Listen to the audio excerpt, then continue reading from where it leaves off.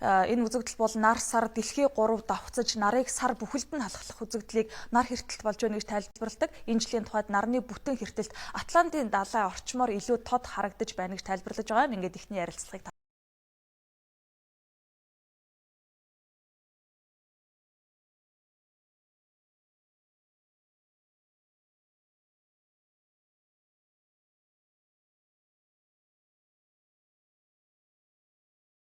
метрийн ийм өргөн зурвасаар явж өнгөрдөг байхгүй юу.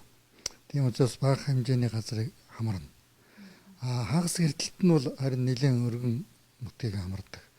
Одоо Европын нутгуул тэр чигээрээ хагас хэртэлт одоо 90, 80, 60 гэсэн хувьтай. 2008 оны 8 сарын 1-нд бол манай хамгийн сүүлийн одоо бүтэн хэртэлт ажиглагдсан. Одоо дараагийн одоо бүтэн хэртэлт бол одоо 2063 оноос нааш байхгүй. Гэхдээ хагас хэртэлтүүд бол ажиглагдана. Одоо 2018, 2019 онд тэр бол хагас хэртэлт бол тодорхой хуваар харагдах ёстой. За энэ удаагийн нар хэртэлт хэд хэдэн онцлогтой юм байна. Өдөр шөнө тэнцэх үеэр тохиож байгаа нь бас нэг онцлог гэж үзэж байгаа.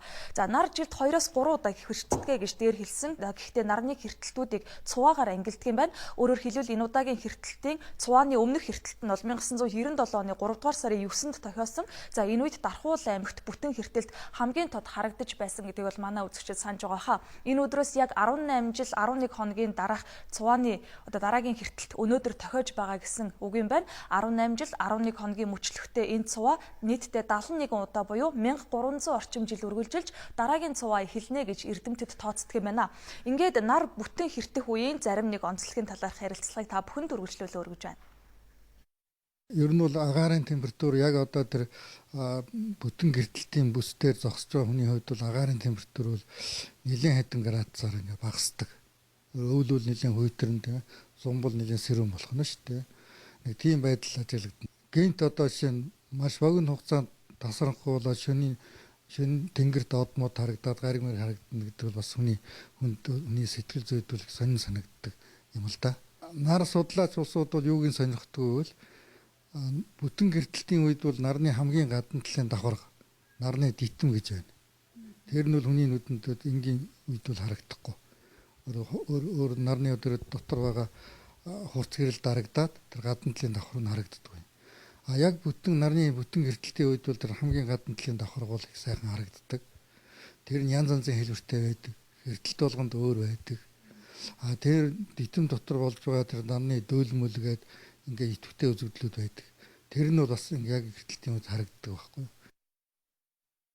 За өөрөөр хэлбэл нар хэртэлтийн үеэр эрдэмтэн судлаачдын ажилд нэлээд тус болох юм үзэгдлүүд ажиглагддаг байна. За түүнээс гадна нар хэртэлт дэлхий дээр амьдарч байгаа хүн амьтан байгальд ямар нэгэн сөрөг нөлөө үзүүлж ирээгүй юм а гэдгийг эрдэмтэд хэлдэг. Харин хөгжлийн шинэ технологи буюу нарны эрчим хүч ашигладаг газрууд за байгууламжууд энэ үеэр бас анхаарах хэрэгтэй гэдгийг хэлж байсан юм. За ингээд нарны бүтэн хэртэлт явагдаж байгаа газрууд дээрээс үйл явдлын мэдээг та бүхэнд үргэлжлүүлэн хүргэе. За Европ твээр бол нарны бүтэн хэртэлт 80-90% бас харагдаж байгаа. Норвегийн Шпицберген арал дээр нарны бүтэн хэртэлтийг ажиглахаар дэлхийн өнцөг булан бүрээс одоо олон жуулчин ирсэн байгаа юм байна. Лангерэ хэмээх одоо жижигхэн тасганд ихэд жуулчдын тоо хүн амынхын тооноос 2 дахин нэмэгдэж 2000-д хүрчээ. За Шпицберг нарны бүтэн хэртэлтийг тодор ажиглах боломжтой 2хан газрын нэг гэж үзэж байгаа. Нар хэртэх үеэр энд цаг агаарын хим хасах 20 химд хүрч эрс хүүтерхээр байгаа учраас халаагууртай асар том майхнуудыг босгожээ. За мөн энэ аяллыг зохион байгуулагчид галт тогооны хэрэгсэл, зөөврийн жорлон гэх мэт жуулчдын аятухтай байдлыг хангах бүхнийг бэлтгэсэн байна. Харин Оросын улбаны улсын хувьд бол нар хэртэлтийг харах хамгийн боломжтой Тата цэг нь Мурманск хот гэдгийг одоорон судлаачид мэдэгдэж байсан. Сарны сүүдэр нарны баруун хэсэгт Москвагийн цагаар 12 цаг 6 минутанд буюу Улаанбаатарын цагаар 18 цаг 6 минутанд Санкт Петербургт гарч эхэлсэн байна. Харин Москвад 12 цаг 13 минутанд ажиглагджээ. Мурманскт нарны 90%, Санктад 78%, харин Москвад 65% хэртэлтэй байхыг урьдчилан судлаачид мэдээлж байсан. За энэ хооронд нар хэртэлтийн үеэр селфи хийхгүй байхыг ч бас анхааруулж ухаалаг утасны тусламжтайгаар нар хэртэж байгаа агшныг оруулан селфи хийх нь хараагүй болоход хүргэж болзошгүй гэж Британий Оптикийн коллежийн эрдэмтэд анхааруулж байсан юм а. За анхаарлаа хандуулж аваад баярлалаа үзэгчдээ. Тэгэхээр нарны бүтэн хэртэлт бол Атлантын далай болоод за Европ ТV-ийн зарим газраар инхүү харагдаж байна. Харин манай орны хувьд бол Монгол нутгийн баруун хойд хэсгээр нарны хагас хэртэлт ажиглагдаж байгаа. За өөрөөр хэлбэл Увс, Ховд аймагуудад бол нарны хэртэлт 20% харагдсан гэдэг ийм мэдээлэл байгаа юм. Тэгэхээр Увс аймагаас манай сурвалжлагч Инхма бидэнд мэдээ ирүүлсэн. Ингээд энэ мэдээг одоо өргөе. Монголын мэдээ агентлагийн Увс аймаг дэх сурвалжлагч Инхма мэдээлж байна. Байгалийн онц сонин үзэгдэл болох нар хэртгүүлэвч Увс аймагт орон нутгийн цагаар 17 цаг 40 минутын орчимд ажиглагдаж эхлэх юм. За яг одоогийн байдлаар Улаангом хотод нэлээд үйлэрхэг нар доош хэвээсэн ийм байдалтай байна. Нар хэртгүүлэвч хэрхэн ажиглагдаж байгааг хүлээн авч үзнэ.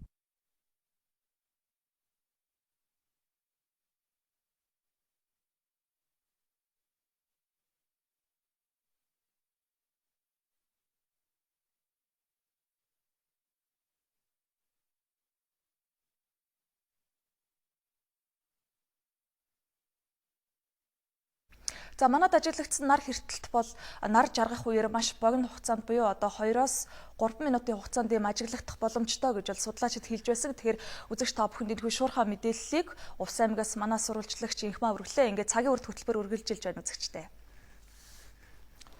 За нар хэртлийн тухай дэлгэрэнгүй мэдээлэл өгсөн сэтгүүлч Отхон Туяад баярлалаа. Цагийн урт хөтөлбөрөөр үргэлжлүүлье. Монгол улсын цахилгаан эрчим хүчний 70%-ыг дангаараа хангаж байдаг 4-р цахилгаан станцын хүчин чадлыг 123 мегаваттаар өргөдөгсөн байна.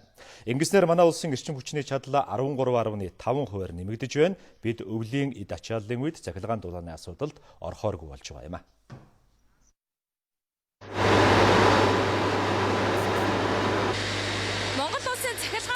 Хамгийн том ихүүсээр 4-р цахилгаан станцыг ийхүү өргөдөгснөөр за нэмээд 250 мянган айлыг цахилгаанаар 15 мянган айлыг дулаанаар хангах боломж бүрдэж байгаа юм а.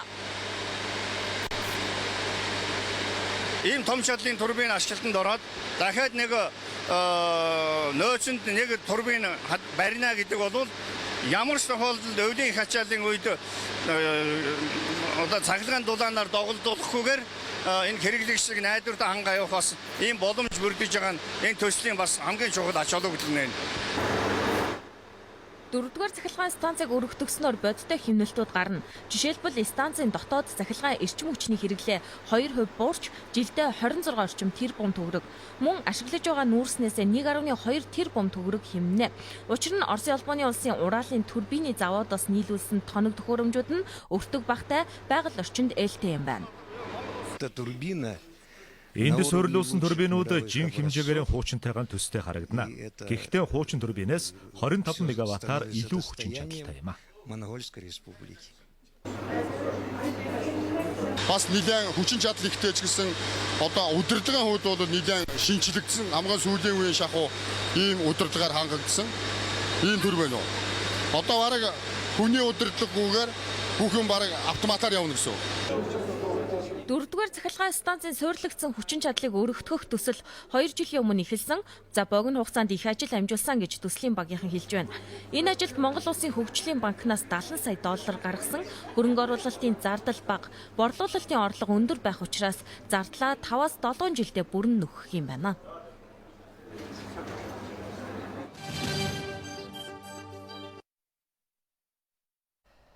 Бид эрчим хүчний хэрэглээг нэмэгдүүлэхэд анхаарч байна. Гэтэл усан хэмнэх тал дээр дөрвтэй ажил хийж чадаагүй байна. Учир нь манай улсад бусад улсуудтай харьцуулахад усны нөөц нэм бага байдаг. Тиймээс бид дэлхийн хөгжингүй орнууд шиг саарл усан ашиглаж хэвших шаардлага тулгарч байгаа юм а.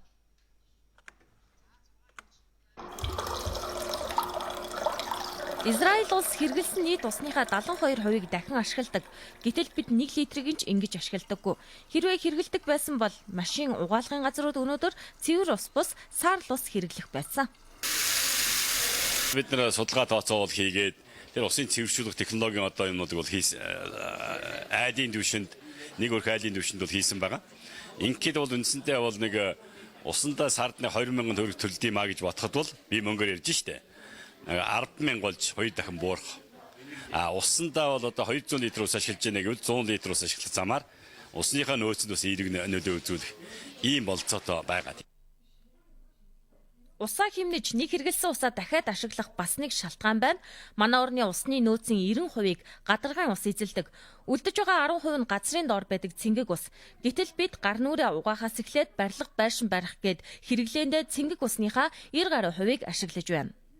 Ийм орон бол одоо ер нь үнэхээр нэг талаас нь харахад бол баян тансаг юм шиг, нөгөө талаас нь харахад бол одоо их тэнэг хэрэглээтэй л ийм л одоо байгаа юм л да. Нэг удаа ашигласан усыг олон дахин хэрэглэх шалтгаан нь ердөө хомс нөөцөө хэмнэх. Учир нь манай улс усны нэм бага нөөцтэй 22 орны тоонд багтдаг. Нийт нутаг дэвсгэрийн 70% нь хуурай. Тиймээс л хэмнэх хэрэгцээ байна. Тодорхой тоондон буюу нөөцтэй л хязгаарлагдах ёстой. Тэгэхээр Улаанбаатар хотын одоо жишээ нь Улаанбаатар хот дээр ирээдүйн усны нөөц одоо дутагдана, гачигдана гэж зөндөх ярьдаг. Энэ юутай холбоотой юм гэхээр ерөөсөө ус хэрэглээтэй л холбоотой. Саарл ус ашиглалтаар тэргүүлдэг улс орны туршлагыг судалж, сайн технологи нэвтрүүлэх, бохир усыг цэвэршүүлж халдваргүйжүүлэх асуудлыг хууль журмаар баталгаажуулж өгөх шаардлага байна. Учир нь бохир усыг санаачилгаараа дахин ашиглах юм бол сайшаалгах бус бохир ус ашигласан гэд мэргэжлийн хяналтын байгууллага торгодог тогтолцоо өнөөдөр үйлчилж байна. Манай улс цэвэр усны нөөцөөр нэн ядмаг 22 орны нэг болохыг өмнөх сурвалжилгаас үзүүллээ. Усны нөөц хомсоо цэвэр усны хэрэглээ харилцан адилгүй байгаагаас хүүхдүүд ч бас эрүүл мэндээр хохирч байгаа аримтыг нийгмийн эрүүл мэндийн хүрээлэнгийн судлаачид өнөөдөр дэлгэрлээ. Нийт хүн амын 60% нь усаа буцалгаж хэрэглэдэггүй. Гэтэл суулгалт өвчний гол үүсгэгч нь янгийн бохирдолтой ус байдаг байна. Өнөөдөр манай улс бага насны хүүхдүүдийн дунд тохиолдох суулгалт өвчнөөр дэлхийн улсуудаас эхний 10-т бүртгэгдэж байна. Энэ юу илэрхийлж байна гэхээр усны хэрэглээний хомсдолтой холбоотой ариун цэрийг муу сахих эсвэл усны бохирдлоос хамаарат халдварт суулгалт өвчин илүү их дарах юм нөхцөл бүрдэж байна гэсэн үг юм. Ийхүү хүүхдүүдийн суулгалт нэмэгдэж байгаа нэг гол шалтгаан нь ус хадгалах болон зөөх савн зориултын бус байдагтай холбоотой. Гэр хорооллын айл өрхүүдийн 60 орчим хувь нь гидсний нянгаар бохирдсон савнд усаа хадгалдаг болох нь судалгаагаар тогтоогджээ. Тэгэхээр гол асуудал нь юу гэхээр бага насны хүүхдүүд түүхийн ус их ууж. Голын ус маань өөрөө угаасаа нянгийн бохирдолтой байгаа. Гэтэл түүхийн ус их ууж. Нэгдүгээр, хоёрдугаар гараа угаахгүй. Усны саваа цэвэрлэхгүй байна. Энэ энгийн дадал хэвшил чинь өөрөө тэр халдварт өвчин үүсгэх гол суурь явж байна л гэсэн үг. Суулгалт өвчнөөс сэргийлэх хамгийн энгийн бөгөөд үр дүнтэй арга бол гар угаах. Гэтэл манай улсын усны хүртээмж харилцан адилгүй байдаг. Ганцхан баримт дуртахад орон сууцнд амьдардаг иргэн дэлхийн дунджаас 2 дахин их ус зарцуулдаг бол гэр хорооллын иргэд 5-аас 10 дахин бага ус хэрэглэж байна. Энэ тэнцвэргүй байдлыг ойртуулж өвчлөлийг бууруулахад салбар бүрийн оролцоо чухал байгааг албаны хүн онцолж байна. Тэр худаг ус нь хол байна уугүй юу? Хүртээмж нь ямар байна гэдгээс гараад ирж байгаа байхгүй. Тэгэхээр тэр худаг усны хүртээмж байршил нь хаана байна гэдэг ихэрчил нөгөө хот төлөвлөлт болоод ингээ яваад өгдөг байхгүй юу? Тэгээ усаа хайрлж гамнах ажил бол салбар дундын ажил шүү. Гэр бүл үр хүүхдээ өвчнөөс сэргийлэх боломжийн 80% нь эргэн таны гарт байдаг. Өөрөөр хэлбэл усны саваа тогтмол цэвэрлэж, гараа угааж байгаа орчиндөө цэвэрхэн амьдарч чадвал өвчлөлд өртөхгүй байх боломжтой. Хэн нэгэн албан тушаалтанд төрийн байгууллагад найдаад алдааг нь хайгаад суух биш. Өнөөдрөөс эхлээд гараа угаагаад хэвшиж игвэл суулгалт өвчнөөс 65% урьдчилан сэргийлж чадна.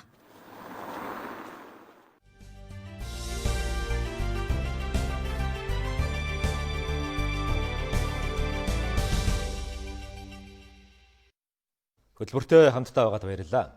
Бээжинд ажиллаж байгаа манай сурвалжлах хэсэг мэдээгээ ирүүллээ. Тэд өчигдөр Монголын төмөр замд хятадуудын сонирхол ямар байгаа, хэрхэн хамтран ажиллах боломж байгаа тухай мэдээ ирүүлсэн бол өнөөдөр нисхийн салбарыг онцолсон байна. Манай улс Аз Европыг холбосон газар зүйн байрлалын агаарын орон зайд ашиглах боломж байдаг. Хамгийн гол нь олон улсын нислэг Монгол орон дээгүүр нисэхэд аюулгүй байх ёстой. Бид ийм үйлчилгээ бусад улсад үзүүлснийхэн төлөө навигац буюу агаарын замаа ашиглуулсны хөлөс авдаг. Иргэний нисхийн ерөнхий газар одоо байгаа боломжоо бүрэн ашиглахад навигац үйлчилгээнээс даруй тэрбум төгрөг олох боломжтой гэж зам тээврийн яам тооцоолож байгаа юм.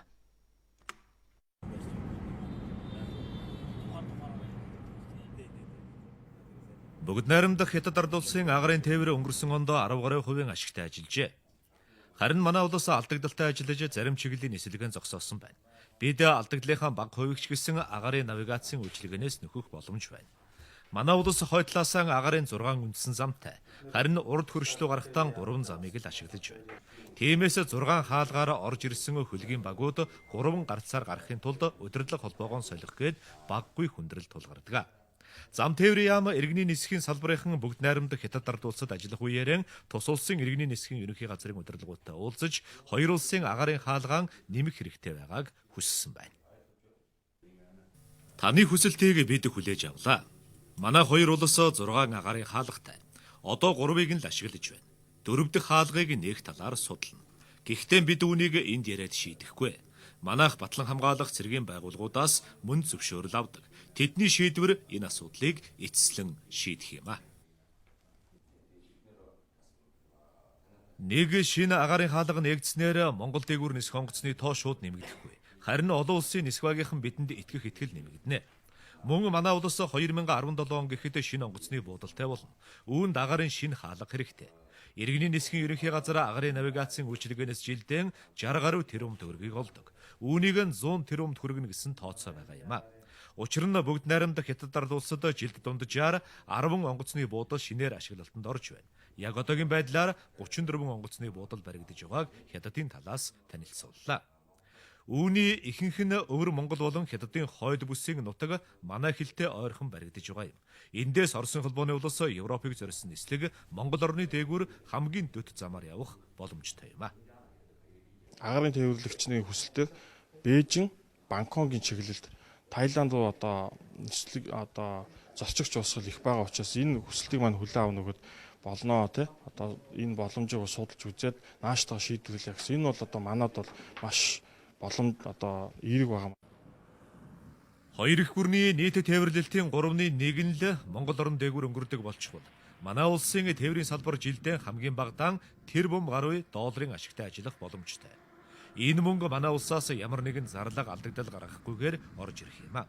Харин энэ боломж Монголоор тойрох уу эсвэл дайрах уу гэдэг асуудал эд яригдж байна. Ийхүү агарын тээврийн салбарт шинжилэл эхэлж байгаа бол төмөр замын салбарт ч өөрчлөлт орохоор боллоо.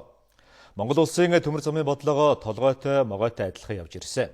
Толгой бүр нь өөр тийшээ гаргаж салбарын хөгжилд тушаавалсан жишээнүүд ч олон байгааг төмөр замчид хэлсээр байна. Тиймээс өргөн хүрээнд харж салбарын хэмжээнд сэтгэж улс төр намын нөлөөнд автахгүй байх зорилгоор төмөр замын нэгдсэн холбоог байгуулсан байна.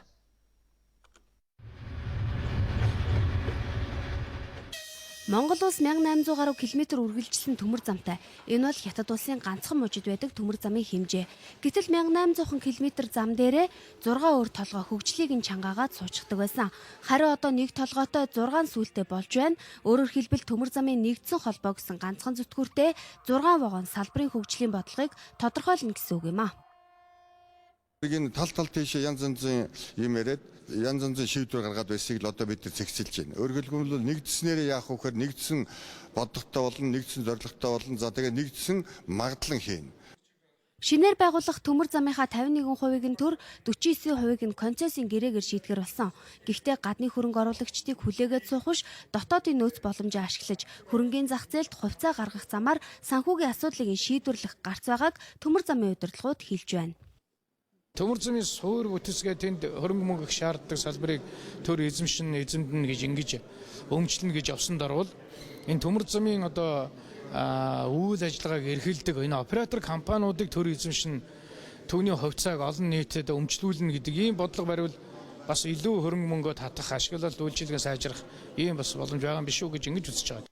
Цаашдаа ч хэвтэ тэнхилгийн болон томоохон уурхаагаас бомб руу чиглэсэн төмөр зам тавихаар төлөвлөж байна. Бүгдийг нь барина гэд хүчээ тарамдаад байх биш чухлаас нь эхлэх хэрэгтэй. Эдийн засгийн үр ашиггүй зарим тараасаа 20 жилийн дараагаас ярьж эхлэх нь зүйтэй гэж төмөр замын инженерүүд тодорхойлж байна. Манай улсын уул уурхайн бүтээгдэхүүнийг экспортод гаргах энэ стратегийн замуудаар өнөөдөр ямар ачаа зөөх бололцоо байна вэ? Тэр газараас л бид замуудаа их тавих хэрэгтэй. Өөрөөр хэлбэл бид нэгдүгээр үе шатанд барих замаа бид 2 дугаар ээлж болгоод 2 дугаар ээлжийг 1 дугаар ээлжинд барьж эхэлсэн шүү дээ. Төмөр зам бол эдийн засаг улс орны хөгжлийг тодорхойлох чухал салбар. Гэхдээ мэрэгжлийн бус салбараа огт мэддэггүй дарга нар ашиг сонирхолтой нийцүүлэн шийдвэр гаргаж ирсэн. Өөрөөр хэлбэл энэ салбарын хөгжил улс төрөөс хит хараат явж ирснийг Монголын төмөр замын нэгдсэн холбоо өөрчлөх үүргийг төмөр замчдаас авсан юм а. Одоогоос 25 жилийн өмнө социалист Монгол улс анх удаа капиталист Солонгостой дипломат харилцаа тогтоож байжээ. Энэ нь тухайн үеийн эрх баригчдын хувьд ихээхэн зоримог шийдвэр байсан гэж улс төр судлаачид үздэг. 25 жилийн хугацаанд хоёр улсын соёл хүмүүнлэгийн салбартаа хамтын ажиллагаа түлхүү нэвтэрсэн гэх боловч эдийн засгийн харилцаа муу хөгжиж байна гэж эрдэмтэд дүгнэж байна. Манай улсад өдөр болгон Солонгосын улаан ангит уран сайхны кино телевизүүдээр цацагддаг. Дүүрэг бүхэнд Солонгос хоолны газар байдаг. Олон 10 залуучууд Солонгос руу явж ажил хийн ар гэрээ тэтгэдэг. 5 толгойн цахилгаан станц төмөр зам байгуулах зэрэг ажлуудад Солонгосын томоохон компаниуд гүйцэтгэгчээр ажиллаж байна. Энэ бүхэн бүгд найрамдах Солонгос улсыг монголчуудад танил болгожээ. Гэхдээ бид 30-40 жилийн дотор дэлхийн өндөр хөгжилтэй улс орнуудын тоонд багтаж чадсан Солонгосын эдийн засгийн амжилтыг нэвтрүүлж чадсангүй гэж судлаачид үзэж байлаа. Сая Монгол Японы хооронд түншлэн харилцаа байгууллаа. Одоо Солонгостой нин дээр байгуулах хэрэгтэй. Дээр нь юу гэхээр Монголын томоохон мега төслүүд ба шүү дээ. Энэ төслүүдэд бид нэр ерөөсө зүгээр нэг тендерээр оролцуулах биш Японы том компаниуд, өндөр технологитой компаниудыг урьж оруулах хэрэгтэй. Өөрөөр хэлбэл бүгд найрамд Солонгос улсын эдийн засгийн эрх ашигыг Монголд бий болгох хэрэгтэй. Тэгвэл одоо манай улсын эдийн засгийн хамт ажиллагаа маш сайн хөгжинэ. Арчилсан Солонгостой бид харилцааны олон жилийн түүхтэй. Харин бүгд найрамдах Солонгос улстай харилцаатай болсноос хойш олон улсын тавцанд биднийг нэгтгэж байгаа нэг үзэл баримтлал бол зүүн хойд Азийн аюулгүй байдал. Солонгосын шинэ ерөнхийлөгч эмэгтэй Пак Гюнхи гарч ирээд сүүлийн процессыг эхлүүлсэн. Тэр нь бол одоо зүүн хойд Азийн орнуудын хооронд итгэлцэл бага байна. Итгэлцлийг бий болгох юуны өмнө. Энтэй бол манай ерөнхийлөгчийн бас санаачлага бол нэг чиглэлт юм.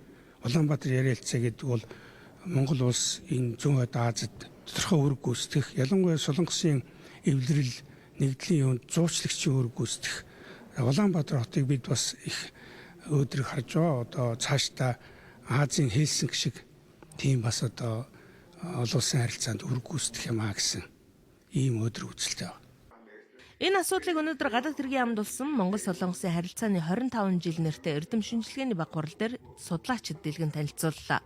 Улс төрийн хувьд бид бүгд найрамдах Солонгос улсын үнэтэй түнш. Бид дэлхийн аль ч улс оронтой найрсаг харилцаатай.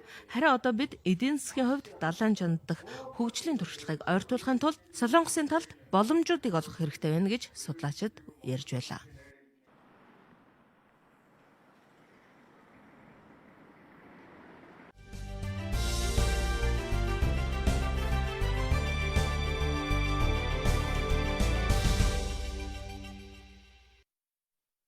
Цагийн хүртээ хамтайгаа үзэгч та бүхэнд баярлалаа. Манай хөтөлбөрийн дараагийн багц мэдээлэлд анхаарлаа хандуулцгаана уу.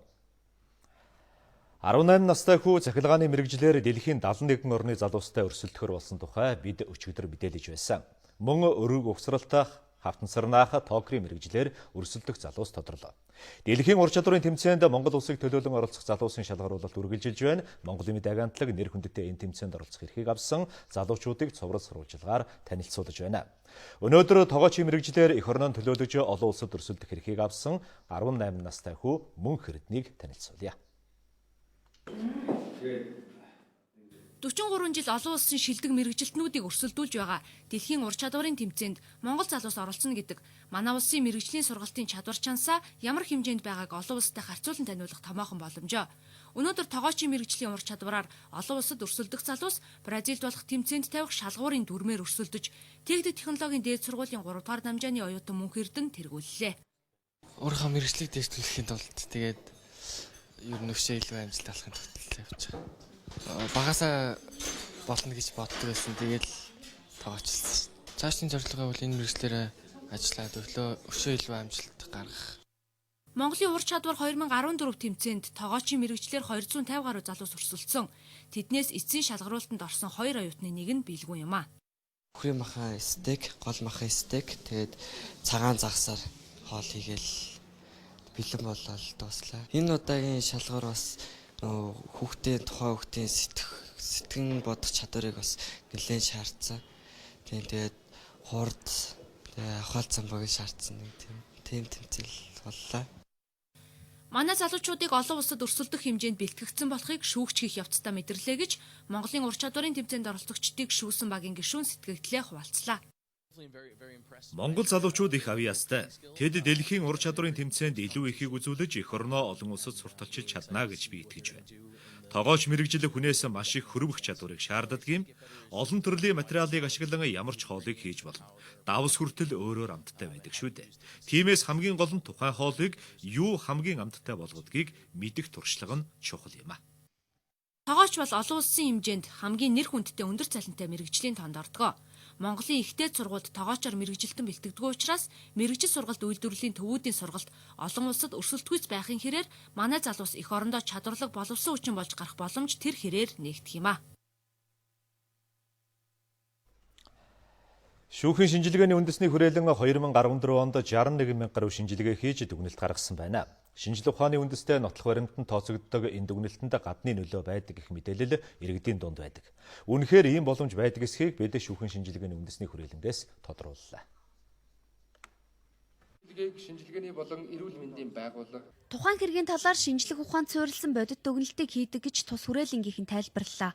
Учир нь хизээч дахин давтагддаггүй хурууныхээ болон ДНХ-гийн шинжилгээнд үндэслэн дүгнэлтийг гаргадаг. Өөрөөр хэлбэл цор ганц дахин давтагддаггүй баримтанд хөндлөнгөөс нөлөөлөх боломжгүй гэж байна.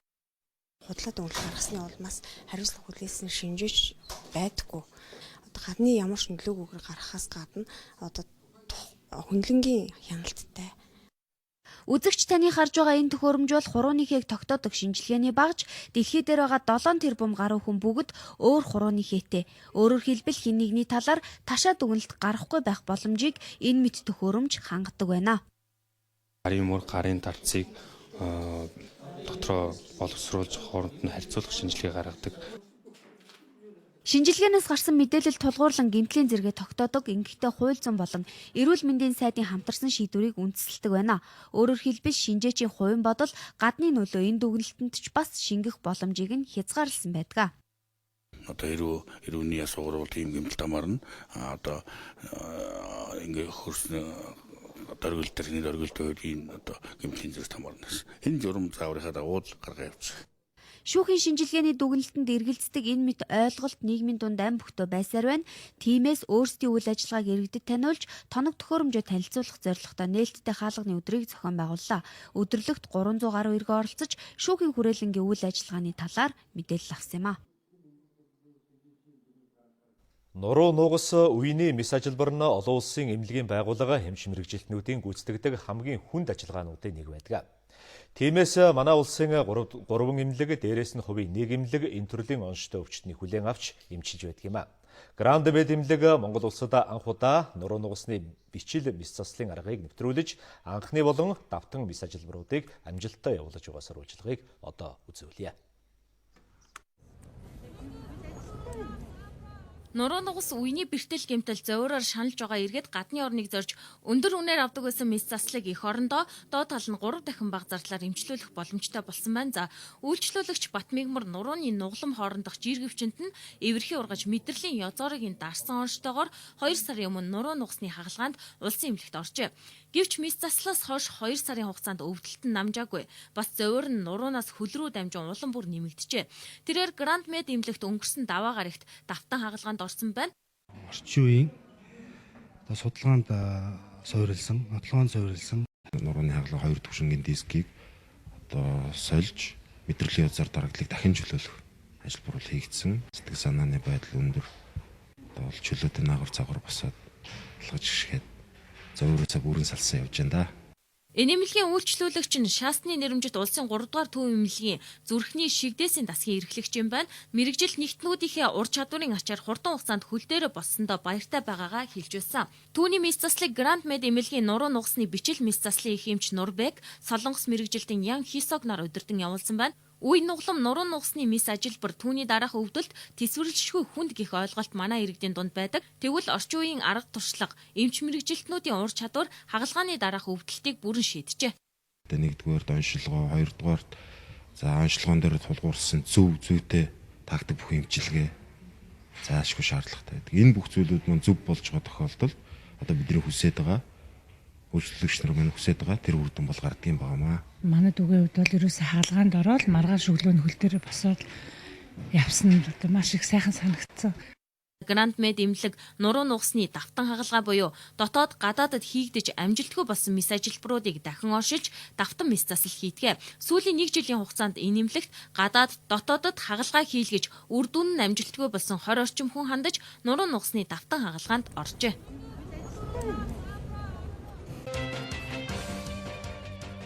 Энэ жилийн өндөр гигant зан узрын мэлмиг хийсний 380 жилийн ой тохиож байна. Дундад зууны үеийн Монголын үндэсний соёл урлагийн гол төлөөлөгч, уран зураач, баримлч, оточ, хэл шинжээч, яруу найрагч зэрэг авьяастай өндөр гигant зан узрын тухай олон талын баримтыг нэгтгэсэн өндөр гигant зан узар номыг Төрийн түүхийн музейгээс эрхлэн гаргалаа. Улсын их хурлын дэд дарга Монгол Ардын намын дарга Инх болдо Монгол Ардын намын ерөнхий нарийн бичгийн дарга Мөнх Батнаар Науризын баярыг тохиолдуулан казак иргэдийн төлөөллийг хүлээн авч уулзсан хүндэтгэл үзүүллээ. Уулзалтанд төрийн өндөр албан тушаал хашиж явсан болон Ахмад, Дунд, залуу үеийнхэн налайх дүүрэгт амьдардаг казак иргэдийн төлөөлөл хүрэлцэн ирсэн байлаа. Шударга өрсөлдөөн хэрэглэгчийн төлөө газар Монголын үйлдвэрчний хэвлэлийн холбоотой хамтран ажиллах гэрээ байгууллаа. Аймаг сум албан байгууллага болгонд салбартай үйлдвэрчний хэвлэлийн холбоотой хамтран ажилласнаар хөвчлөгдөх гэж байгаа төрийн байгууллагуудын ажилтнуудын эрх ашигыг хамгаалахад дөхөн болно гэж үзэж байна. Түүнчлэн цахилгаан дулааны үнийн өөрчлөлтийн эсрэг хамтран арга хэмжээ авна гэж хоёр тал мэдээллээ.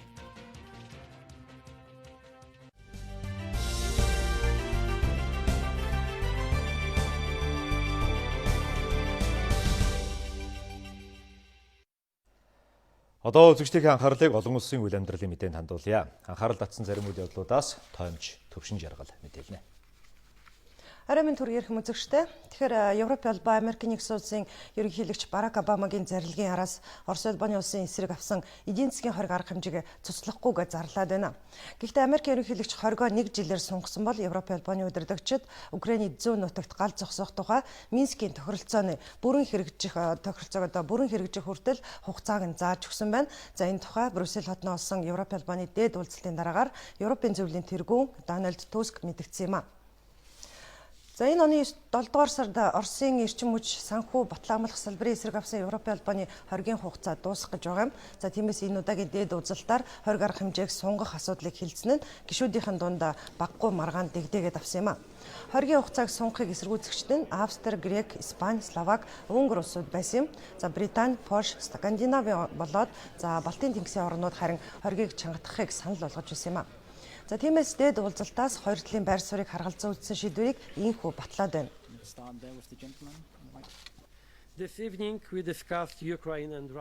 Бид Украин Оросын холбооны улстай холбоотой асуудлыг хөндөж хэлэлцлээ.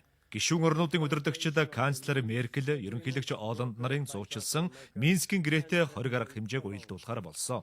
Европын комиссч эдийн засгийн хориг арга хэмжээний хугацаа Минскийн тохиролцоо бүрэн хэрэгжих хэсгээс шууд хамааралтай байх ёстой гэдэгтээ санал нэгдсэн юм. Гэхдээ шаардлага гарсан тохиолдолд энэ асуудлыг шуурхай хэлэлцэх болно. За өнгөрсөн 7 хоногт Европын албаа Украиний нутаг дэвсгэрийн бүрэн бүтэн байдлыг зөрчсөн хэмээн 150 иргэн 37 байгууллагын эсрэг авсан хориг арга хэмжээг хагас жилээр мөн сунгахаар шийдвэрлсэн байгаа лээ.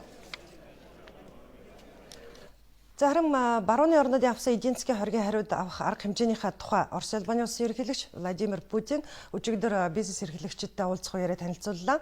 Оросын төрийн тэргүүн өнөөгийн бодит нөхцөл байдлыг харгалзан үзэж бизнес эрхлэгчид туслахаа амласан бөгөөд засгийн газар болоод бизнес эрхлэгчдэд хандаж бие биендээ итгэл үзүүлэхийг уриалсан юм а.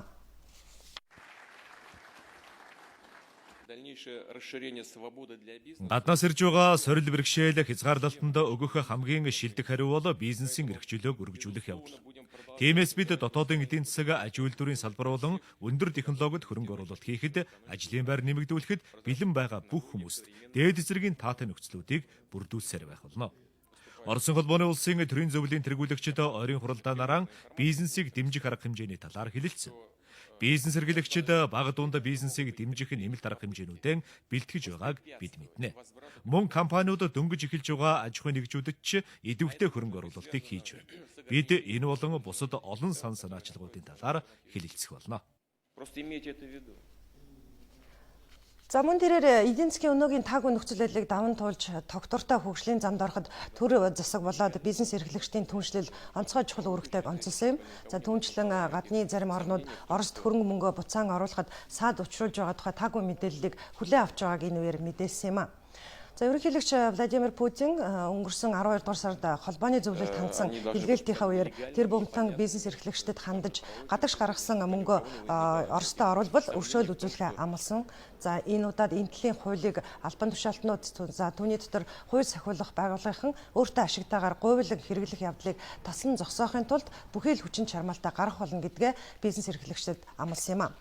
Оросын төв банкны тооцоолж байгаагаар энэ онд тус улсын эдийн засгийн ажиглагчид энэ үеэр тэмдэглэж байна.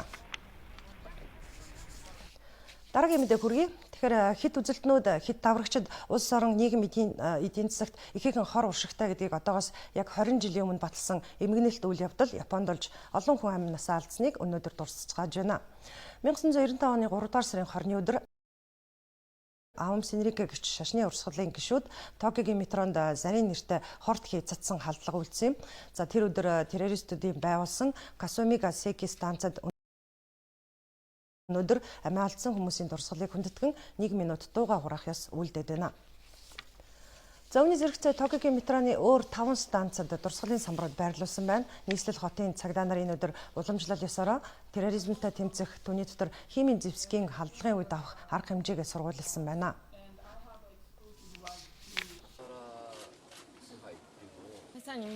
Миний нөхөр энд амиа алдсан тул би түүнтэйгээ уулзахаар жил бүр энд ирдэг.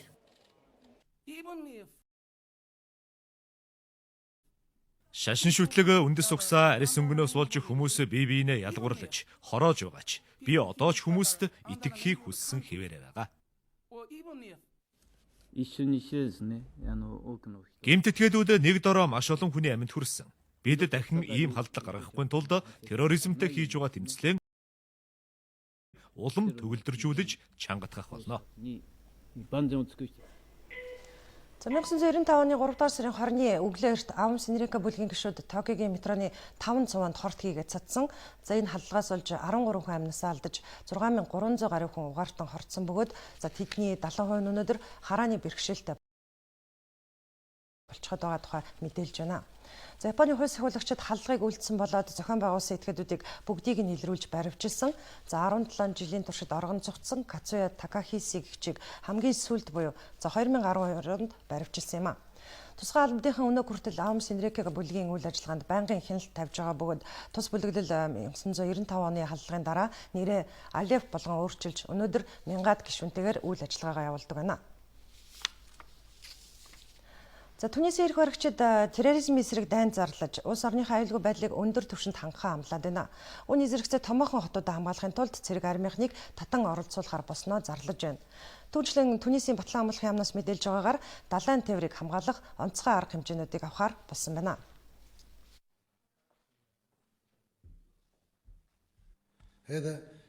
Бид хэлийн хамгаалалтаа чангатгаж бэхжүүлэх болно. Үүний тулд зэвсэгт хүчнийхэн төдийгүй цагдаагийн хүчийг ашиглана. Түүнчлэн ард иргэд террористуудыг илрүүлэхэд дэмжлэг үзүүлж, терроризмтэй хийх тэмцэлд туслаасай гэж би хүсэж байна. Түнисийн нийт ард иргэдэд хандаж амаргүй энэ хүнд ажлыг амжилтанд хүрэхэд нь зэвсэгт хүчнийхэнд дэмжлэг үзүүлэхийг уриалж байна. За тус улсад өнгөрсөн 5 гарагт гарсан халдлагаас болж нийтдээ 23 хүн амнасаа алдсны 19 нь гадаад иргэн байсан байна. Үндэсний Бардо музейд гарсан энэ халдлагын хариуцлагыг хүлээхээ Исламын улс бүлэглэлийн өчигдөр орой интернет дэх сайтаараа дамжуулан мэдгдсэн. За гэхдээ Түнисийн эрх баригчид Исламын улс бүлэглэлийн энэ халдлагатай холбоотой гэж шууд нотлох баримт байхгүй байгааг мэдгдэж байна. За олон улсын ажиглагчид ч Исламын улс бүлэглэлийн зохион байгуулалттайгаар Хойд Африкт орчхоогүй. За өмнө нь Аль-Каидтай холбоотой жижиг бүлэглэлийн л тэдний нэрийн өмнөөс ийм халдлага үйлдсэн байх талтай гэж үзэж байна. За Түнист террорист халдлага үйлдсэн хэрэгээр нийт 14 хүнийг сэжиглэн баривчилсан байна. За тус улсын хууль сахиулах байгууллагын их сурвалжийн мэдээгээр тэдгээрийн 5 нь музейд хүмүүсийг барьцаасан эрэхтэй шууд бус холбоотой хэрэгээр шижиглэгдэж байгаа юм байна. За мөн 3 сэжигтэн барьцаалагчдад унаа машины тусламж дэмжлэг үзүүлсэн хэрэгээр саатуулагдаад байгаа юм байна. За Түнисийн Бардо үндэсний музейд гарсан халдлагаас болж 50 гаруй хүн гэмтэж шархсны дотор Итали, Их Британи, Франц, Оросын гээд олон орны зуулчид байгаамаа.